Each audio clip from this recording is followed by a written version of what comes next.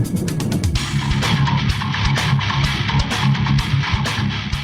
to Bitstorm, a comedy game design podcast by two guys who know nothing about comedy nor game design. I'm Ben Slinger, and with me as always is Trevor Scott. Hello. Hey.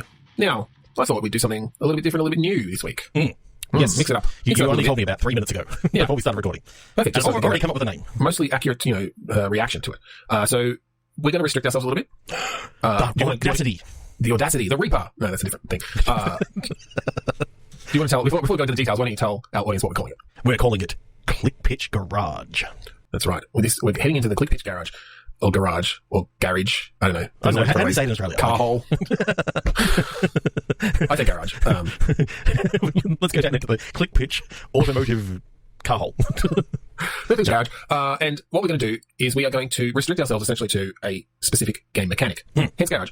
That we are going to put into every one of our games this week. So we're still going to have the regular Click Pitch random word generator. So for those who are just joining us, we usually have a random word generator where we each get a random adjective and a noun on the count of 3 to 1 click and turn those into a game design. Today we'll be adding one specific mechanic that we add to every game, and this will just sort of give us some interesting constraints, I think, to explore the different ways you might use a particular mechanic, given the rest of the idea we come up with for each one. Now, given that I only found out about this now 5 minutes ago, we haven't really discussed how we're actually going to go about this. So why don't we just, on the count of 3 to 1, we're just going to throw our ideas at each other, and that'll be our randomness for today, and then we can take a vote. Yes, we'll each say a mechanic that we would like to explore, and we'll choose one. All right, I've got one. 3, 2, 1, mechanic. Grappling hook. Trees. Grappling hook. Okay. There are only two of us, and we each had our own ideas. So it's going to be hard to vote on unless we just give in to the others. Well, it's not my edit, so I get an extra vote. Is that how it works, is it? I don't know. Look, let's do grappling hooks. I'll be nice, let's do grappling hooks this week, and we'll do tech trees next week. See, we both win. Compromise. All right, so the good old grappling hook. Yeah. Yeah, I'm gonna really try really hard to just ram that narrative right into this grappling hook mechanic gameplay. But we can still, Trevor is referring to the fact that we've had a lot of narrative-heavy episodes recently where we mostly just sort of world build rather than coming up with actual game mechanics, which is fun. We love doing that. But part of my reason for coming up with this was that maybe we can go deeper into some mechanics. But yes, there will still probably be heavy narrative elements because we like just riffing on characters and worlds and concepts. So that's fine. But we will be trying to work grappling hook into every game. Yes. Okay. So 3, 2, 1, click. Yeah. Becoming trading. Lowered mathematician. Okay. Mathematician with a grappling hook? Yeah, that's what I was thinking. It works really, really well with my word. I've lowered. Too low. Well, lowered trading makes me think of like the stock market. Mathematician obviously could have something to do there as well. I'm actually almost wondering if this is a literal, like, when you say trading, you're on a mountain, right? And the only way to traverse is literally you're using the grappling hooks to move up to upside down and all that sort of stuff. And if you're doing trading quests and stuff like that between different areas of this massive mountain, and I'm talking about like there's the people at the very top of the mountain who they can't get much stuff up there because it's very cold and very thin of air, but that's where all the hoity-toity people live. I like this idea of a very vertical based trading game in that way. So you sort of maybe got your settlement closer to the bottom of, and I think when I say closer to the bottom, you're still basically on the upper like third of a mountain, but closer to the bottom where there's maybe a bit more access for other things, and that's how you get goods and things there. But yes, you are then tasked to get these goods to different places. You could, run into different settlements and different smaller, people trying to get to the top along the way. But as you said, I think there are different little settlements all the way up the mountain, going higher and higher. Yeah. Why are they living on this mountain? Is there a reason? I think they're really, really heavy into climate change, and they're just getting ahead of the whole sea rising thing, and I think they're going to be totally safe on this. I thought you were saying they're just really, really heavy, like they're dense, and so they just have to be high up. So the oxygen isn't just, there's not quite as much atmosphere pressing down on them. And not so much gravity as well, like because the... Yeah, yes, technically, yes. Yes, the closer that you get to the core, the more gravity. There's a center of mass. Yes, I know. But I think it's fairly negligible at the top of the mountain versus the bottom. But it's enough to cause these people to want to live. They have that little bit of relief. And we're talking density. They're otherwise very regular looking. Yes. When they're down at sea level, they're very hard for them to... Especially the people at the top, they're really, really dense. Yeah, just fucking stupid. So this mathematician turned adventurer. Because I think, he realized that maybe, the reason why he wanted to become a mathematician is because he loved, the reason why he wanted to become an adventurer, is because as a mathematician, he always loved like trigonometry and angles and all that sort of stuff. So his whole thing of, twirling out the grappling hook and throwing it up and getting the perfect angle and getting to sail into I like that because you could use it as a reason to visualize, like, okay, if I hit the grappling hook here, then when it's this length, like the arc is going to be, here. I'm picturing this fast or whatever. I'm picturing, that sort of thing as he's swinging it, time slows down, and it's all these mathematical equations that are coming up on the screen. Very beautiful mind. You're holding down the trigger as you're doing it, and where it launches, sort of like you almost see the whole mathematical curve, occur in his mind, and he can go yes, or oh, I got the calculation a little bit wrong, or make some sort of little comment. Right. So based on your just like your basic video gaming skills of when you let go at the right time. He's like, oh, I miscalculated. Yeah. Yeah. So I was actually thinking, 2D. Yes. Now, I say 2D, but effectively, like, it wraps around the mountain. So yeah, that's kind of what I was thinking too. You know, if you're able to go around the whole mountain, you will get back to the same position. Yeah. But of course, you can leave screens and go up and down. I've been playing and watching a lot of Hollow Knight recently, so I've got that sort of idea of I was picturing leave screens. I was picturing it more as a continuous space, where you've obviously got a limited view, but as you make your way higher, you just continue upwards.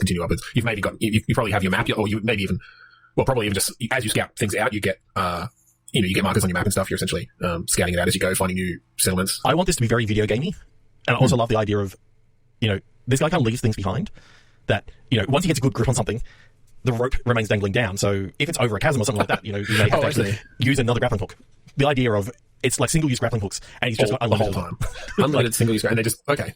Yeah, that's fine. So essentially, as you explore, you'll know where you've explored. It's like, have I gone across this gap before? Yes, because there's a fucking grappling hook there. Can you get rid of ones that you miss? Like if you haven't put it in a good spot. If you haven't put it in a good spot, then you swing another one. Swing another one. But just there. If you're really ending up with 20, across this one gap, there's just 20 ropes that you essentially just one hand to the next and just walk, bring yourself across. Okay. Can we then also though, because we're talking about delivering goods, trading, yes, that sort of thing. I think having them be relatively large, heavy things. I mean, I was thinking Death Stranding when I started talking about this, so right. I'm thinking that your upper body strength can only lift so much. My question was, is it on you at all times, or are you having to also grapple these things across gaps? Yes, I kind of ahead of you, essentially. And so if you miscalculate that, you might lose it down a few levels that you don't have to. You have to decide, is it worth going to get it? Yeah, I think that could be kind of fun. Mm-hmm. Yeah, now because I'm picturing, oh crap, you attach the grapple to the big crate that you've got. Yep. You've calculated your arc to get to this next higher bit. You want to fire it up there, and it swings, but it doesn't quite make it. Or you've maybe got a remote detach for when it, at the top of its arc, you detach that crate and it goes flying. Hopefully, lands where you want it. But it's like, oh, I didn't detach it. Now I've just got a crate hanging there in between you and the. Oh, you're saying you're hanging as well, and it's hanging from you. Yeah, that could work too. And then you have to swing it up. Yeah, that's interesting. Having you as a pivot point between two grappling hooks, one attached to an overhang, and because then you've got that dual pendulum sort of thing happening of you have to swing it back, or it's pulling it back and shit. Yeah, that could be fun to play with. Especially because if you've ever watched one of those dual pendulum things where instead of it being a rope, but it's actually a metal rod or something like that. Yeah, it spins around. It does some weird sort of shit. Yeah. So is the challenge then just in that exercise of pure grappling hook mechanics, getting the stuff there, or are you running up against other hazards? I think there's other hazards. I don't think there's time pressure so much. There could be some levels where you need to get the medical supplies up there because such and such is needing the heart medicine or whatever, and they accidentally drop their last bottle down the mountain. Yeah, well, I like the idea of making this a very navigable space where you've got a lot of landmarks. It's somewhat handcrafted, this whole large mountain. As I think there are a lot of different ways up the mountain at different points, but. So when you get a mission like, oh, I need to get this there fast, it's like, oh, okay, you can almost picture the route in your mind from where you've gone before. It's like, oh, I've got a good grapple over there, so I know I can get across there quickly. Or oh, I don't want to go, left at this point because there's a series of 4, ropes that I have to swing on, and I'm not going to be able to do that with the medical crate, that sort of thing. Really planning your route, just based on your memory of how you've traversed this space already. So, a little wrinkle I want to add into this story is when you get to a certain point in the progression of the game, because I think that this is actually going to have it is going to have an endpoint. It's not just going to be a continuous thing. Just an open-ended thing. You find out that this mountain that you're on is actually an active volcano. And so that sort of adds that whole thing of now, okay, you've now got some lava flows, you've got some other things that change over time, and therefore some of your previous routes may not actually be maybe blocked or just maybe a little bit more dangerous now to you're now trying to help get all these rich people from the top of the mountain down into one of the lower settlements that then you now need to sort of traverse a new path down even further back down. And it's going to be very difficult because they are very dense, and so when you're trying to grapple them down, it just adds a whole challenge to it.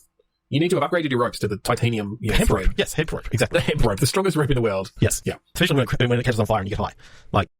Yeah, it's very strong. It's. I would even call it dank. Dank rope. Right. That's actually what we call it. It's dank rope. Grapple-Dank. It's just that's the name. That's the name of the game. What do you think? You never asked me what we do. You just move on. Yeah, I like it. It's good stuff. I was about to just 3, 2, 1 click it. Is it multiplayer? So would Barry and Gary be playing? Oh, I see where you're heading. I don't think it is. No, it doesn't feel multiplayer to me. It feels like a single player experience. Very not pixel heavy, but I'm seeing it like a Hollow Knight style. Okay, thing. I was actually seeing it as, even though you said 2D, I was thinking 2D gameplay, but I was thinking 3D. Yeah, but I can see 3D environments and that sort of stuff. Because then you can have some really nice, particularly once the lava starts flowing and stuff, the lava is coming, in and out depth-wise, creating these streams of lava and stuff that have now altered your path. I just like the idea of like a really nice, either, I don't know, rotoscoped or, hand-drawn character that is rather animated beautifully, because I like hand-drawn animation a little bit more than 3D animation a lot of the time. Depending on the style, yeah. And look, a mathematician, everyone knows the style of a mathematician. We Exactly. all know what an animated mathematician looks like. So you have to really capture that. You really want that tweed jacket with the elbow patches. With the elbow to patches. really pop. And you have to be, you need to be able to see that calculator in his pocket. Yeah, and you really need to be able to see the tag on his wig. Because that's right, he's got a wig. Okay. I had not. I've learned something new today. That a trope or a common thing of a mathematician is that they are bald, but they wear a wig. Yeah. Basically, he wears like the toupee because he's got like the bald top of the head, but he's got the friar tuck, Gotcha. ring of hair around. Gotcha. I apologize to any mathematicians out there that Trevor is just greatly offended. All right, 3, 2, 1, take. Correspondent take. Hardened socialism. Okay. Put grappling hooks into that. Put grappling hooks into, well, correspondent makes me think of some sort of news correspondent, obviously, particularly with hardened socialism, whether they're like a political correspondent or something. Ooh, I'm just imagining now. You said correspondent, and I'm picturing like a helicopter coming in and hanging off the helicopter by like a grappling hook. Is the correspondent coming into the? I'm thinking we go somewhat opposite to what we did last time. Instead of on a mountain, this is underwater. Ooh. And there is a very so grappling hooks become anchors. Yes, well, sort of. Yeah. In a very Bioshock-ish kind of way, there is a society living under the sea, or maybe it's Atlantis or something, right? Yeah.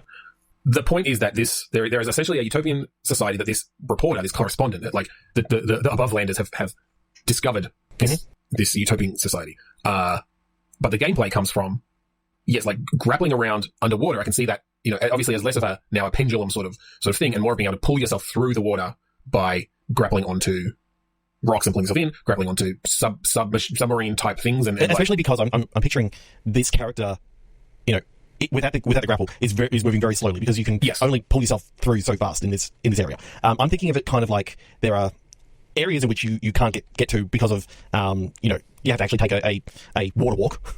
Yeah, well, I think this is right for Metroidvania-ish actually. 3D or 2D still? I think 2D. I think 2D. So that, I mean, it could work both ways, but I think just to keep it relatively simple, I think still 2D. Yeah. And so I think it is kind of traveling through these watery areas. Initially, you don't have the grappling hook, and you have to be in these very heavy sort of diving suits to get through. I'm seeing it's got the big old, very Bioshock-esque in that you've got like the Big Daddy sort of thing. Big Daddy bell helmet and all that sort of stuff. And these are the ones they give to visitors. I think that one of the water walks that you have to do is actually from a diving bell. So it, drops down into the water and it's, got the whole thing of the air inside the bell, and then you've got to drop down and do a little bit of searching out there and then get back in. And does this, maybe then this society, or the technology of this society down here is very, almost a steampunk kind of thing but not steampunk, less steampunk and more just like 18th century. Like it's the technology from, the diving bell and the big diving suits. Maybe 19th century, I don't know. I think it's 19th, Yeah. The 1800s, Yeah, I think so. And that's the extent of their technology. So they've managed to live down here, and they essentially live in a giant diving bell. they captured a ton of air in it, sunk it all the way to the bottom, and then they managed to recycle it for 150 years. Ooh, I'm just wondering every now and again, like you come across a moon pool, which is because obviously they have to have the water, creating the extra, like the data pressure or whatever. And so that's areas that you can sort of dive down into and traverse out there. Yeah, I think they've managed to create these like different bubbles of air down there. Whether they've, we don't have to go into how they've actually created them. They've got a very good handle on pressurization. Yes. With these, but they use like hand pumps and stuff to. It's like, okay, we're gonna build a new, or at least not hand pumps. Like, I mean, maybe steam, or maybe just. I'm now thinking that, like, depending on where you are, like, you're talking to a guy by the name of Gerald, and his job is literally just to keep that crank going. And well, I think it's more that once they've created the right pressure, as long as there aren't leaks, it's fine. But if they're like, okay, we're opening a new, segment of the city over here, they've constructed the big diving bell like thing. And then from the area, like they've hooked up a big hulking metal pump that is essentially going to suck all the water out and bring air in from either the rest of the city or however, they might even have, these huge freaking pipes going up to the top that float on the top with balloons or whatever that they send up to like get new oxygen, new air or something. Yeah. I was actually thinking that you could almost go with the, I don't know whether you've actually looked into how they actually do oxygen on submarines and stuff like that. They have these things called oxygen candles. Yeah. That are things that they actually start burning and all that sort of stuff, and they instead of letting out carbon, they let out oxygen, and you got to keep them lit and all this sort of stuff. I like the idea if they get a shipment of these sort of oxygen candles, or just hardened oxygen. Essentially you burn it, and the chemical reaction, one of the outputs of it is oxygen. Yeah, that's a cool idea. And again, I think they still have to keep the pressure changing, but yes, they essentially start up they've created a new section of the city, they've sealed it all off. They put in a block of this, like hardened oxygen or whatever you want to call it, and it's got a fuse on it, it's basically, and they light it, and when it starts burning, it just starts bubbling oxygen off of it from this chemical reaction. Yeah, it's like they're terraforming this new basically. Section. But as that goes, to keep the right pressure in there, because if they don't do anything, it literally will just like explode or implode, or whatever. I like how you implode that. It's like creates internal negative pressure or something. They've got Gerald there on the crank, or like managing a team of people on the cranks or whatever that are literally just like pumping to alter the pressure and keep it within, they've obviously got tolerance. They've got the, old tiny gauges and stuff with the green section in the middle to measure the pressure. Okay, so why are you having to come in and do Samus sort of stuff of Samus, as in Metroid? Metroid. Why are you the person that's been tasked to go round? Well, I wonder if you're welcome there, or if you have made yourself unwelcome there, because you've come down from, maybe, like, I don't know, have they given you the first exclusive interview with the Atlanteans, and you're down there for that, and then something goes awry, or they decide they don't trust you, or you realize that it's not as utopian as it seems, and there is this like power, government that's in power and is enslaved everyone. I don't know, like, it's not actually. I always, whenever we start talking these things, I'm always like, who is someone in this that is not necessarily like part of the action that is, the main character and that sort of stuff? Who's the side character that we could like highlight? Now, with a correspondent, they may bring along like a line producer or a cameraman or something. Person. And can that be like the main character? So that, the story can happen and you're not making choices, but you're having to sort of go where this correspondent says for you to go, and then you're also trying to get the right footage, and because there's something about that makes it feel a little bit more. You can actually have a time where that correspondent gets captured by the whoever, revolutionary group or whatever, and you're now out there trying to get the extra footage that the correspondent needs to be able to do the story, and then also save the correspondent and save the day. And you've got that whole thing of nameless camera person number one is actually a better protagonist because you're having to make the choices. I think you wouldn't want to tie them strictly to the correspondent like for too long, because obviously a big part of a Metroidvania is exploration and getting away from there. And that's why I was like, I love the idea of the correspondent coming down, but I think that buckles us too much into the actual story. Whereas if it could be interesting to have essentially a cross between a Metroidvania, but we've got, I'm not saying a full-on puzzle game. I mean, obviously, sort of Metroidvanias in themselves are a puzzle that you are untangling in a way, as you get into really rich new areas. But I like the idea of, you might get a skill, a particular type of grappling hook, or a particular new type of suit or something that lets you go places that the correspondent can't. But then your goal needs to be like, now you're trying to find the piece of equipment or whatever that will let you open up the section so that the correspondent can get through to that next section as well. So it's not just exploring for you to get places, but then also sort of a doubling up of, also need to open up a path for them. That could be really interesting. Because I do like the idea of, that's almost like the escape sequence. The second half of the game is they're now, they're stuck in, cell block A or whatever it was, and you've got them out to a certain point, but now the next area's, got too much negative pressure, and therefore you've got to work out, which of your many skills, including your grappling hook, can you actually use to get out through the moon pool, fix, maybe a hole or so. Or make a hole. Or make a hole. Bring, let water into this area, because, they have the massive diving suit, but you can't, you need the buoyancy of the water for them to be able to get through this area, and so you need to flood it, or something like that. One trope I want to stay away from is the trope of, you lost all your gear, and now you've got to go through, like, it's one of my least favorite things. Like, as you get more powerful, you should feel like you're just easing your way that's through. Most common in sequels to Metroidvanias, which is where it becomes really difficult to do, because you still want which is every single Metroid, like every single Metroid, but even like the Ori sequel, I know had some issues with that. I think if we're going to do a sequel, you just have to play a different character, or it's completely situation relevant, right? Like, if the whole point is throughout this game you're getting more and more ability to traverse and control this undersea city, essentially, like you might even just get keys which let you, like they're controller keys or whatever. It's like, okay, now I can unlock the control panels next to airlocks or whatever and make changes to the pressure, or something like that, which now allows you to open up doors differently or get to new places. If we do a sequel, we just don't set it underwater. Yeah. Now none of these tools make sense. Yes. Okay. The grappling hooks, right? Yeah. That you're going around. The first grappling hook that you get is a manual grappling hook that you sort of throw out, and then you have to pull yourself along to get going a little bit faster. The next one is a mechanical one that you can sort of shoot out and then reel back in, and you sort of you can either, if you jump and you can sort of pull yourself back down. You can either essentially pull things to you with it by reeling it in, or you can pull yourself to solid objects. Yes. The third upgrade is dual.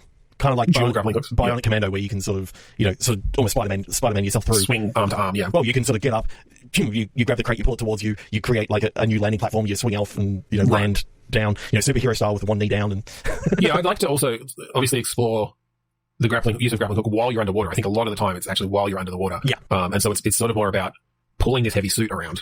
Your main way of getting anywhere quickly or getting anywhere high up, is this grappling hook. And obviously, dual, both arms go out and you can sort of launch yourself up a little bit faster because you've now got two mechanical. Well, and look, it could be interesting. It could be interesting down the line to have sections, either one, where you have a newer, lighter suit. There's some prototype suit that they've made, and now that's actually letting you really like zoom around underwater with this grappling hook. Or B, you literally have areas where you are out there without a suit on, and you've got like a limited, time before you die, basically. It could be a little bit like the hot and cold areas in Metroid Dread, right? Where you can go in there and you might be able to go in and quickly grab something and get out, but it's like, until you've actually got the upgrade, the suit or whatever that you need, you can't sort of actually progress through that area. Yeah, that's cool. Cool. Okay, sequel idea. Yeah. It's in space, and you can actually use all the same equipment. We just come up with a whole heap of new equipment, like a jetpack as well. Yeah, additional stuff. Yeah, I think the main thing that you keep is just the grappling hook. For some reason, I was thinking you get bow and arrows in space, and that's like the next one might be in space, or it might have bow and arrows. So let's not eat our own lunch here. And 3, 2, 1, click. Drastic numbering. Slim inspiration. Slim or limb? Slim Dusty. Slim. Okay, you get this kept cutting out on me. Slim inspiration. Inspiration. Drastic numbering. Okay. Slim. The only thing Slim gives me, and this does work in grappling hooks in a way, is like caving, like actually spelunking, which obviously is a game. It's called Spelunking, which has grappling hooks, but maybe in a more sort of realistic, deliberate kind of way. Maybe the numbering is around leaving a trail, like leaving a way to get out of these caves. You have to leave like numbers on your little hooks and stuff. Yep. Yeah, there could be an interesting game. It almost has aspects of that first mathematician one in that like you're leaving these ropes in place. You're finding your way through these caves by leaving these ropes in place. But I'm picturing a much more 3D, maybe first person, claustrophobic cave diving kind of thing where as you go through, you have to move, very deliberately, like set up a light over here so that you've got, a light on this space, drill holes into the rock so that you can drop a cable down here. Yep. And know where the handholds are because you are going to do some actual rock climbing sort of. Yeah, potentially, or like fully, hammer, what would you call them? There's a word for it, like hammering things into the rocks to create handholds for yourself as you go down. So it's a very slow burn exploratory game. And I think you probably want to go, whether it's horror or just like sort of rising terror. I mean, literally just being claustrophobic and creating sound and. Well, that's it, yeah. And the idea of things coming along, whether they ever actually attack you, just the thought that they could is enough to get me like, I may not actually want to play this game. Oh, is it VR? There is. I mean, I'm thinking, yes, the climb kind of would work in a claustrophobic. Right, yes, yeah. In a claustrophobic setting. Almost a cross between the climb and, what was that introversion game? Scan of Sombra. Oh, yeah, that was great, that game. Yeah, so obviously not the scanning game, but that sense of... I stopped playing it when I started, like... I knew that those things would never get me, but just the fact that you're scanning and all of a sudden, like, where those humanoids go, and why is there one now above me, and I stopped playing the game now. So that kind of combination, but obviously a more realistic graphical style, I think very much the use of... And I think maybe you've just got, like, either flares or these, like, LED lights that you can place or attach, and you leave them there. And again, it's this sort of descending deeper, but knowing... Like, you can sort of see where you've come from. Yep. How many lights do you have? Because I think that there's a limit. I mean, I guess there's a limit... I feel like it's not... I don't think the gameplay is around like backtracking to like, I'm going to bring this light with me because I need another one here. Like, I think that's too tedious. Yeah. I more want it to be around that sense of getting deeper and deeper and kind of discovering something down there. Like, I think this is an unexplored cave. Obviously, no one's ever been down here, but for whatever reason, you've decided that you need to reach whatever's at the end of this cave. And it's going to be something otherworldly or it's something sinister or... Well, I think what's actually happened when you were going spelunking in this cave is there was a cave in. So the only way through is to keep going forward. Maybe, although I kind of like the drive just being this exploration. But in this very apprehensive way. Like, obviously, if you're playing the game, it's all you can do. There's no going back, otherwise you're just not playing the game. Well, you can go back and the game ends. But... Yeah, you can go back, there's nothing to do, essentially. And I think there are ways to screw yourself. Like, if you are going, you've drilled in a rock, you drop a rope, you climb down the rope, and you look down like, yeah, I can make that. And you drop, sure, you might be fine. Now you can't reach that rope. Yeah. I mean, I guess we probably have some sort of grapple in here, but I don't want to be too powerful, right? Like, you can't just I like the idea of grappling is more of in this game, it's more of an abseiling sort of thing in the fact that you can set your grapple and then, work your way down the rope or work your way back up, but you can't just throw it up because it's not like an indie whip where, it can grip onto something and then let go. No. It's one of these things of, these grappling hooks are actually meant to wrap around something. Having said that, throwing a grappling hook in VR would be very satisfying. So I just wonder if it's limited in that you've got a bunch of ropes and like abseiling sort of stuff where you can like drill it into the rock or and I think even as you start, I mean, technically, it's grappling and hooks is technically what we're talking about. You're grappling walls and you're hooking. Like, I was already fine with what we were doing. Yeah, that's fine. We didn't have to have that. I just think it could be really cool, especially like having like the two-handed thing. Like, you've got the rope here, you're rotating it with one hand, then you let it go, and the rope's running through your hands. And then you've also got to let go on the other side. Otherwise, it only goes like a meter in front and then drops down. Yes, but it's running through your hand, right? So so you got to let it go a little bit. Yeah, or at least like... If you let it go all the way, it falls down. It just falls. You've just thrown the grappling hook down a huge cave and it's gone forever. You've thrown the grappling hook and the entire rope is like, oh shit. Yeah. I do like that. That's having, like, just giving them that freedom to fuck up. I kind of like that. Now I'm going back to the fact that we need to be lenient and you got unlimited. Like, no, I think you've got one. For the actual grappling hook, because that's a bit more, like, I think you've got a bunch of, and maybe unlimited, like, ropes that you can drop from a point where you can, like, attach it here and throw it over the edge and you can climb down, but they're of limited length. Yeah. So again, I think you can mess it up where you come down, you're close enough to the ground that you can drop without hurting yourself. You now can't jump up and reach that rope anymore. But you do have the grapple. So if you do it well enough, if you do need to get back up there, you can it might take a few tries before it hooks onto something at the top or before you throw it in a way that it reaches over that top peak, that you came down from. But if you drop that grapple, no, you're done. Because what happens the whole first point, time that they try to do it? They go, "Oh, this is a perfect place to do an indie bloody things," and it wraps around and hooks on, and they swing across, and unhook. It's not unhooking. Oh, my grapple's now stuck there. Because unlike an indie, I think you can often unhook with a bit of like shake. I'm not saying that we make it impossible to use. I think the point is you can get through the whole game without using the grappling hook. It's not actually. It's more of a helper sort of thing, and it's more of a get out of a dire situation sort of thing. But it's risky. Because on one condition: you can come across a pack every now and again that has an additional one. Well, and these are expired. These are expired spelunkers. You see a skeleton and a pack and a notebook saying. Well, but from the story point of view, what I was going to bring up is I think for the first like quarter or third of your spelunking trip, this is an area of the cave that's been explored before. So at the very start, there's already ropes and stuff like that people have drilled in and they've gone down. There's garbage and stuff like that. For the first few cave areas, the teenagers are there, there's graffiti, whatever, right? As you get a bit further, it's like, okay, now there's only TS, HeartBB, and all that sort of stuff. Yeah. But as you get a bit further, okay, now it's only the experienced spelunkers that have come down this far. So you've still got a few, you'll see like an old, drill thing, and then you see a carabiner lying on the ground. Like, you'll see some remnants of them. And yes, you might find a grappling hook. And yes, you may find like a fedora and a whip. Yeah, I mean, that's in a little cave around the corner as an Easter egg, sure. Yeah. When you pick it up, it's like, oh, this thing is flimsy. Or, you can never hang off this thing. Like, this is not, this is not up to the standards of... And has a little tag that says, made in China, or something like that. Yeah, it's actually some kids in the uniform, costume. But there is a certain point where you are sure no one has ever come down this far. Yeah. Which is why when you like go even further and then you see some evidence of something down there or someone down there, then that's going to freak you out. Yeah, I mean, when you find the crystal skull, that's where you start thinking, what the fuck have we got into? Yes. And then luckily there's a fridge there to stop you from dying in a nuclear explosion. Yeah. Then there's a whole warehouse scene that, kind of harkens back to a previous thing that we've talked about. Well, there's also an area where, speaking of grappling hooks, your son, like a bloody Tarzan, swings from vine to vine and grappling hook to grappling hook in a big car chase. So somehow all this happens in a cave under the ground. I don't know. Yeah, it goes a bit awry late game. No, I think like by the time you get that deep, like the player should be scared shitless, and then for them to then come across signs of something down here or someone down here, that's going to freak them out. Like, okay, at this time, the sound is no longer coming from behind them. The sound is coming from where they need to go. What sound? Just any sound. Like the sound of something that doesn't sound quite right. Like, I think that obviously you need some sort of antagonistic sound. I do like the idea of a very subtle hum that starts. I think initially it's a very subtle hum, so and it comes up so slowly as they descend. And are going through this, because again, I'm picturing sort of every cave section takes a little bit to get through, because you have to, the player is very deliberately like looking around, figuring out, okay, that's down this far, I can probably, attach a thing there and climb down here and then move on to that. And so as you're going through this area, you start to get this hum that they don't notice until they realize, wait, that hum's been here for a while, and I'm only just noticing it. But yes, then I think as you get even deeper, glow sticks that you got to break, and they only last for a small amount of time, but you break them and then you throw them down and you see how far down it's actually going. Yeah. And when you get to a certain point, I think the most unnatural colour in nature is the colour purple, pretty much.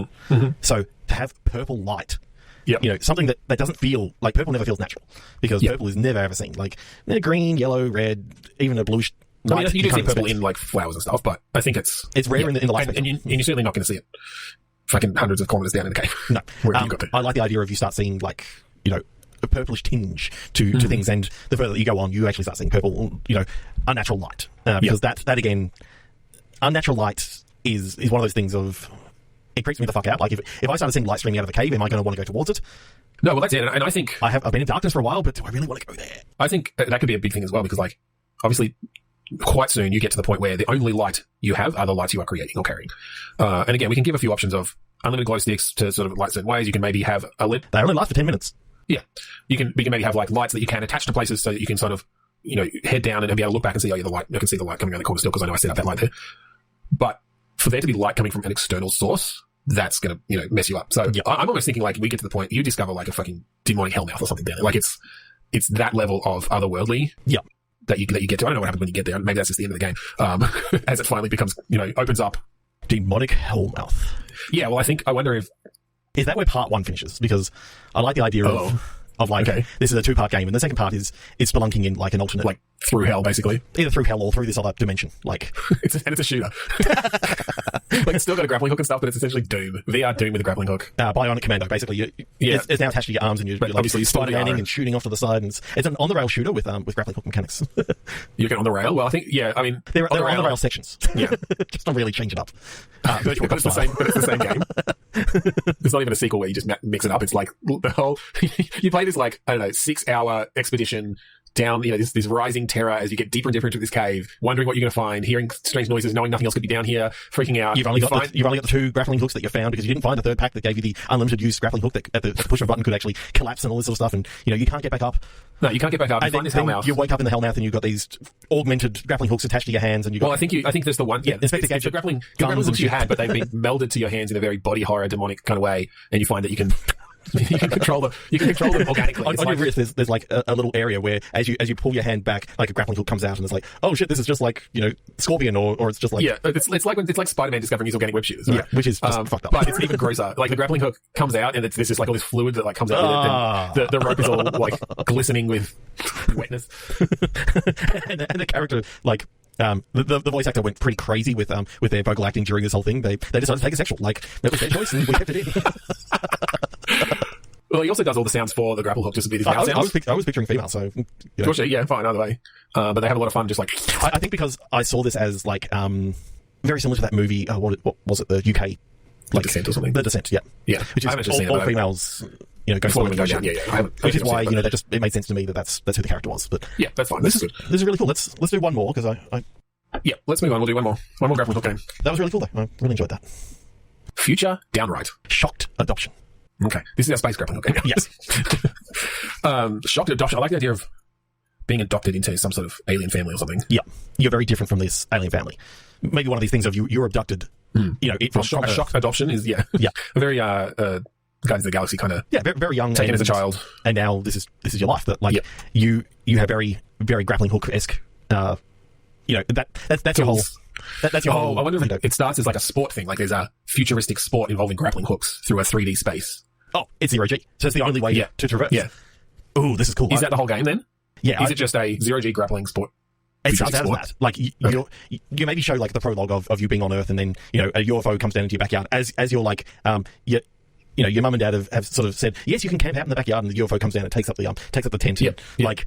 I know maybe your dad's spelunking gear or something like that, just to tie it in a little bit to your mum's spelunking gear. Like, well, I mean, we could do that. He's saying it's literally the same. The parent is the protagonist of the last game. Yeah, the father is a mathematician. Yeah, so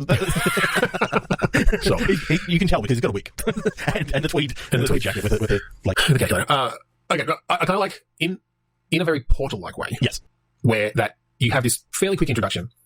And then you're playing this futuristic sports game. Yeah. And that's what it seems like it is. It's like, okay, there's a bit of backstory for your character. You got abducted. You turned out to be really good at this, grappling hook sport. I'm thinking it's lacrosse. So it's like a net on a stick sort of thing, catching a ball and launching it off. This sort of zero-G. In zero-G where you're like, it's like a team game. And it's kind of a cross between Quidditch, but without brooms. You've got grappling hooks and Rocket League. Yeah, when you get the ball, you have to pass it on before you can move. Like, that's one of the things. Like, okay, yeah, that makes sense. But yes, I think, going back to the Portal thing, you play a bunch of games, you think you're just playing the sports game. Maybe you get some little bits in between where you're getting some story stuff. But at some point, the Space Mafia. Something happens. Maybe a freaking huge spaceship crashes into the arena. Yep. During a game. Yeah, and the Space Don comes out and says, we're the Space Mafia. You just really want to get the Space Mafia. I like the idea that they've been trying to fix games. Like, and you haven't been on the take. Yep. But some of your like teammates. Team members. Yep. Okay. Because there's something about it that you're now trying to fugitive-esque, like some of your team members have actually implicated you in this whole scheme, and you're trying now to clear your name. Yeah, so that's fine. Yeah, there are a bunch of things. That's my narrative that I want to bring. Yeah, that's fine. That's fine. My main point was just that now you're outside of the rink. Now it's not just in the arena. Now you're using those skills that you learned in the arena to make your way through other zero-G environments as you are hunting down this mob boss or something. Like first trying to escape, but then trying to infiltrate or trying to fight your way through all of their henchmen. I'm seeing like stealth sections of sneaking through like an asteroid field, just trying to latch onto a ship, and then you're going through sort of like an area in zero-G again. Because I like the idea of stealth because I think your grappling hook is quiet enough that it doesn't get noticed. Because I like the idea of stealthily. Well, in space there is no oxygen to actually. Well, I guess if you're actually, depending on if you're there's no sound. Well, yeah, zero-G though doesn't imply no sound. Like if you're outside. Yeah. In a vacuum, yes, there's no sound. But I think there's areas in spaceships, and obviously initially when you're in the arena, there is sound there. I'm just picturing a joke in which, like, they know that it's in the sound, and it's actually set in like a no oxygen environment. You got like a space suit on and all this sort of stuff. And as you grapple onto something, like in whether it's a flashback or something to your when you're first learning this, and your character actually makes mention to the fact that, but in space, like, sound doesn't travel. It's like, yeah, I know, that's why we actually hooked it up to the audio system, so your brain reacts to it better if you can actually hear it, like, connect to something. So we just play it through the audio system. when it hooks up. Well, you can play with that in a few different ways, because you could have areas that have atmosphere and some that don't. So, and that could even be a thing. It's like, oh, I can't get through this area because they're going to hear the grapple and stuff. So I need to like fucking make a hole here that is going to depressurize the whole thing. All the mafia guys, put on their spacesuits or whatever, or they put on their space helmets, because they're prepared for that sort of thing. I like the fact that they just push a button on their shoulder and, yeah, sure. So really the only thing it changes is that now that it's silent. It's because then you can have shit like, oh, now you're picking off mafia guys by fucking grappling them from a distance and like yanking them back towards you and they just go flying off into space or whatever, or just like, behind you and nobody notices ahead of them because they don't hear the sound. And then you're stealthing around that way. Yeah, especially if you can somewhat jam their communications and that sort of stuff. So, yeah. By grappling into them. By grappling into the, like, receivers in the area. It's like, okay, I've disabled it in this area because I grapple it. Yeah. The only verb you have is grapple in this game. Were you picturing VR for this one again, or are you picturing sort of first person, or? I was, but then when you said, I was at first, but then when you said Portal, I was thinking that worked as a mouse keyboard sort of game. Yeah. So it does actually work that way. I think the sound design is one of those things that you're expected, like, it actually says headphones are recommended for this game. Yeah, because it adds to the immersion, especially when you have, your coach talking directly into your one ear. Hearing it coming from the TV is one thing, but hearing actually coming in. For sure. Well, and then I like you can use that later on because your coach was working for the mafia the whole time or something, right? Like, and so now, out of it. Like now he's taunting you, or you didn't know, and because you'd refused to, do it, or I don't know, or they didn't have the leverage on you because you're such a fucking goody two shoes, I don't know, whatever. You can come up with a variety of reasons why you weren't involved. So how many arms does everyone else have in this world? Because I like the idea that you're a human, so you've only got 2, but they've got like 4 or 5. Extras, yeah. Yeah, I definitely like that because that just makes you even more of a star. Like you got to this level of of the league with only 2 arms, and that makes you even more of a an anomaly and a superstar in this world. I kind of like the idea that at one stage you have to kind of like fashion a puppet system of which you can sort of look like you got 4 arms, and when you're moving one arm, I guess moving the other ones as well. It's kind of like to sort of not give away your silhouette. Yeah. It's just, and again, if you're setting it in space, you can have a lot of like areas where you're only being lit from one side, right? Because it's just the sun, all the lights around, so it's only the local star that is lighting it. So yeah, you can have a lot of silhouette sort of stuff going on. I don't know. I've really enjoyed just playing around with this grapple mechanic all this time. I think all 4 games are actually really, really different. Oh, I agree. Yeah. Well, that's what I wanted out of this sort of segment. I think that you can, really explore that mechanic in different types of games. So I think we pat ourselves on the back. The reason why I came up with the reason why I came with grappling hook at first is just because I thought, how the hell are we actually going to do this? And I thought it would be a good choice for, if we can do it with grappling hook, we can do it with anything. Yeah, I think so. And there's so many different types of mechanics, right? Like, and even the 2 that we've got, grappling hook and then tech trees. Like, tech trees is going to be a completely different set of games. So it's not about, grappling hooks is all about traversal or movement through a space. Yeah, tech trees is about the mechanics behind, It's about like upgrades or choices or, and we'll go into that next week. But yeah, I'm excited. That was, I think, a successful implementation of a new segment. Yes. Well done, Ben. Click Pitch Garage gets a thumbs up from Trevor.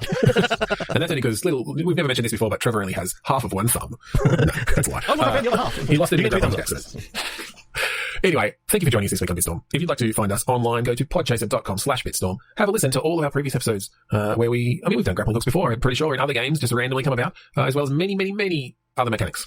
If you really, really, really like the song that we play at the start and end, which is Mount Defiance off of the Container Failure, by the or even if you just like it a little bit. Or even if you just like it a little bit. You might like some of the other songs on it, so go check it out. Just search Kurodust Bandcamp. It's there. All free. Free to a good home. So thank you again for joining us this week on Bitstorm. I'm Ben Slinger. I'm Trevor Scott. And I'm getting out of here.